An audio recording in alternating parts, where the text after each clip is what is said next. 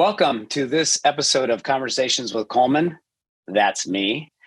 And I am so excited to welcome two amazing people.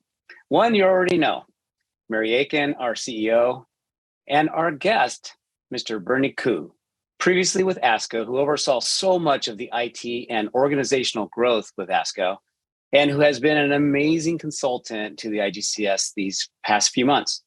Thank you both for being here today. Just to set the stage, IGCS has seen really exponential growth since the formalization, hiring a CEO and additional professional staff to support the mission of our society. With the growth comes a need to navigate technology and its challenges, providing our leaders and professionals with the necessary tools to drive our organization to become more agile and resilient to the ever-changing post-COVID environment. Technology is often thought of as just a resource, the equipment that organizations need to complete their day-to-day tasks.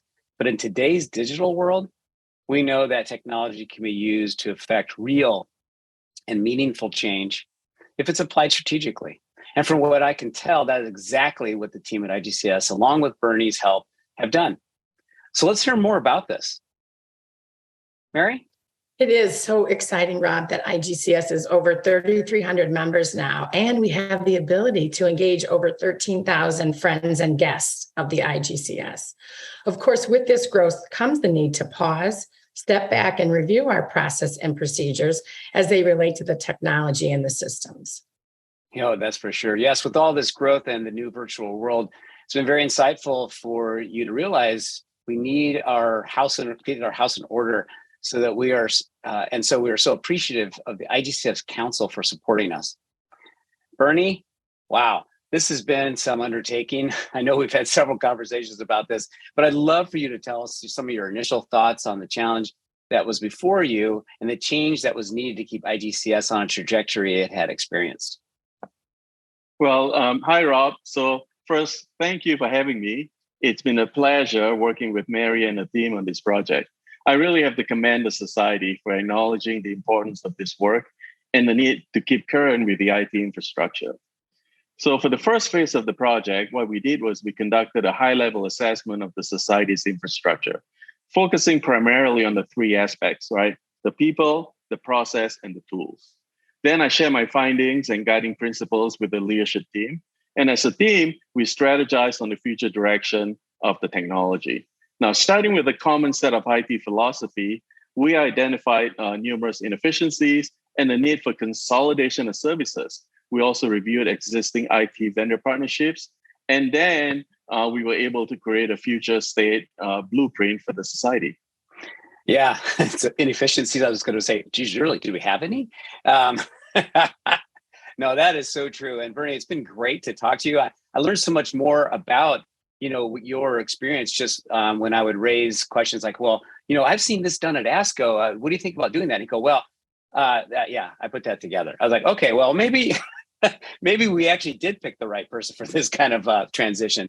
So Mary, any thoughts on the early phases of the project?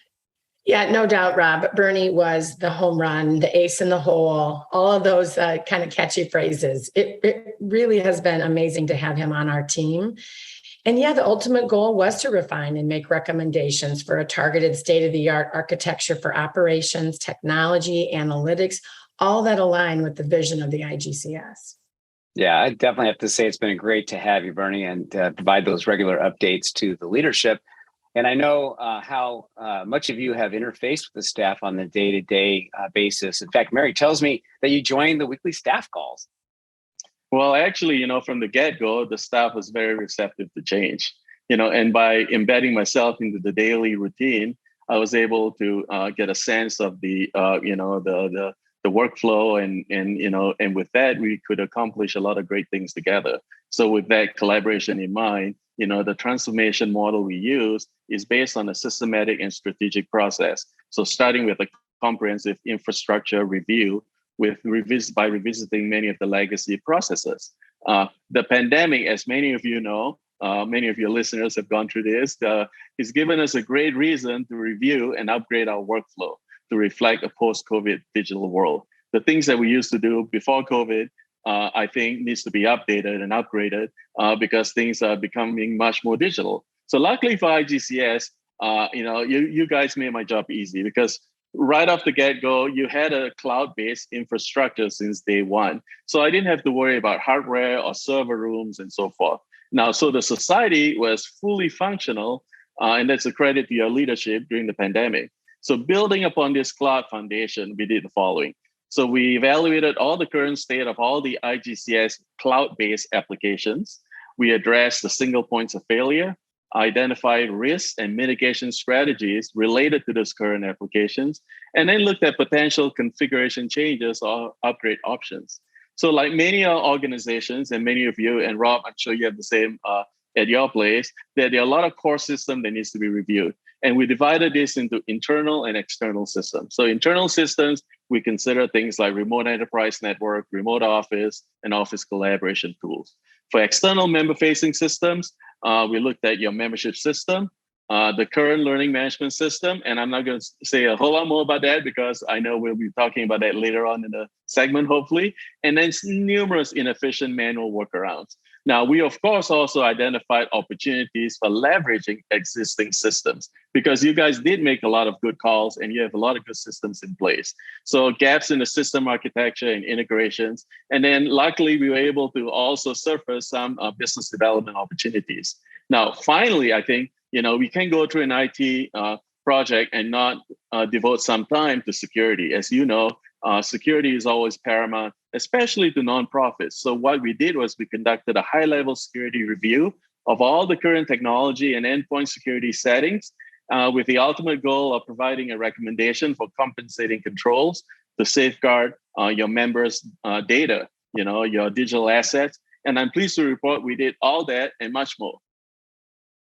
Yeah, when having gone through this with you, it always gave me this kind of sense of soil and seed, kind of that hypothesis. And I think, Mary, again, you with your great leadership provided, the opportunity for the base, the foundation to be accepting of this, and then also the team to have this collegial attitude to work with a consultant. And Bernie, I have seen your presentations. They're just like you just mentioned. They're well organized, outlaid, and risk stratified. And we just couldn't ask for a better situation to make these two kind of essentially blossom into where we are today and the future roadmap. And so capitalizing on that, Mary, what can our members expect to see in the coming months and weeks? Well, we have cleaned up so much data, Rob, over the course of the last 9 months. We've streamlined a very single source, how new data comes in. So any of our IGCS friends that sign up for webinars and maybe register for the annual meeting, we've now got that all coming in under kind of a single streamlined capability. That alone frees up the staff. You can't believe how much time that takes to manage and analyze all of that data so we can do more meaningful projects to the society. This has also allowed us, believe it or not, to communicate more effectively with state-of-the-art tools that we already had in place. But without that, clean data coming in, it's difficult to do. And as Bernie kind of alluded to, we did launch this week a new learning management portal, state-of-the-art, called IGCS Education 360. It has all the features needed to house our annual meeting education, certificate programs, allows our fellows who we train in low to middle income countries to use it efficiently, streamline pages, developing the workflow and structure of new content. It's huge effort by Bernie and my team, negotiating contracts, migrating data over. I can't thank Ashley Johnson enough, our education manager, Megan Anderson, who did a great job marketing me, and honestly, the Oasis team, our vendor. Having a sound vendor partnership is really important to something like this. So I think the last thing to really comment on, Bernie, is the website. Do you want to talk a little bit about that? Sure, Mary. So I wasn't sure if we had time. We would have the time or bandwidth, quite honestly, to get to the website. But I think I'm pleased to say we did that. Now, when I say we, I have to give credit to Debbie Leopold. She's my partner in crime. And we have cleaned up a lot of old pages. We worked closely with the site host to address all the security issues. And we implemented a cookie consent. And finally, as you see in many of our e-blast emails, that we've developed a new communication preference center. So what this means is our users can customize the content that they want to receive from the society. So now at the annual meeting, and I hope many of your listeners will attend the annual global meeting, we'll be asking members and attendees to come and spend some time with me and staff as we conduct usability testing of our websites. What this means is we're going to have our users provide us with valuable insights to what a new website might look like. And as we anticipate future needs and continue to focus on a user-centric and unified web experience for our members. So I hope to meet many of your listeners at the annual meeting and get a chance to show them how the new learning portal can meet their lifelong learning needs. Yeah, that's wonderful, Bernie. I got a chance to beta test that site. It is fantastic, and it's so user friendly. I know this is going to be really engaged and embraced by our members. So thank you for all that work. Now I know, Mary, this has been an investment. This has been an investment made financially, not only financially, but also the resources that we've had to leverage centrally to accomplish all that we've discussed. And it goes without saying that we really appreciate the guidance and input from our council and their commitment to moving IGCS forward on this mission, preparing the society for the future and for the years to come. And to you, Bernie, we're taking on this project. And Mary, you, as always, being so insightful, strategic, and seeing the needs well before we as volunteer leaders do.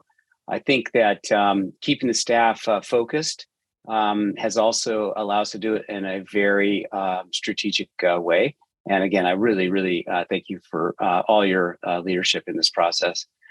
Bernie, any closing thoughts?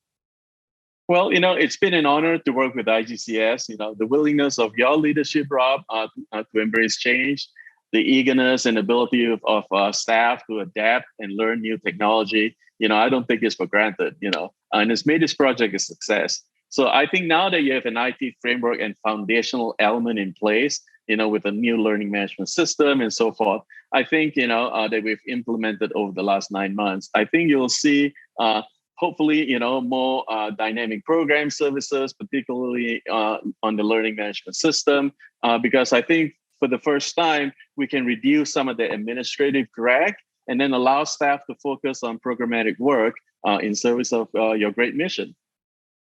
Well, let me say thank you, Bernie. It's been tremendous, and I really appreciate what you've done for us, Mary. No, I couldn't echo your thank you more, Rob. Bernie really jumped in. He believed in us. He believed in the team. He took the time to get to know IGCS and our mission, and such a valuable part. We're really going to miss him. Hopefully it's not a goodbye, Bernie, but it'll be a see you later, right? Absolutely. Absolutely. Well, great. I couldn't have said it better. So on behalf of the entire leadership membership, thank you both. And I'm really looking forward to seeing all of you, the IGCS members and the followers in New York City in just a month. So until then, take care.